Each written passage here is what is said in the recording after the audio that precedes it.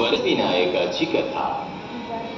पारंपरिक कथेनुसार कौंडिन्यपूरचा सम्राट भीम आणि त्याची राणी यांना मूल नव्हते.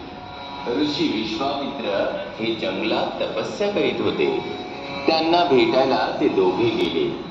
तेव्हा विश्वामित्र यांनी त्यांना एकाक्षर गणेश मंत्र दिला. त्या मंत्राच्या जपामुळे त्यांना रुक्मंद नावाचा सुपुत्र झाला. राजकुमार रुक्मंद लवकरच लहानाचा मोठा झाला. राजकुमार एकदा शिकारीला जंगलात गेला असता ऋषी वाचक नबी यांच्या आश्रमात राहिला. तेव्हा ऋषींची पत्नी मुकुंदा राजकुमार रुक्मंद यांच्या प्रेमात पडली.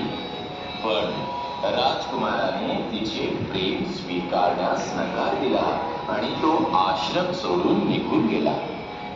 मुकुंदा राजकुमारासाठी झुरत असलेली पाहून इंद्राने रुक्मंद याचा वेश धारण केला आणि तो मुकुंदाकडे गेला. त्यातून मुकुंदाला दिवस गेले आणि तिने ग्रीष्मंद नावाच्या मुलाला जन्म दिला. ग्रीष्मंद याला जेव्हा आपल्या जन्माविषयी समजले तेव्हा तो आपल्या आईला शाप देतो आणि पुष्पक अरण्यात जाऊन तपस्या करू लागतो. त्याच्या तपाने गणपती प्रसन्न होतो आणि त्याला सांगतो की त्याला एक अतिशय धाडसी मुलगा होईल ज्याला केवळ भगवान शंकर हरवू शकते.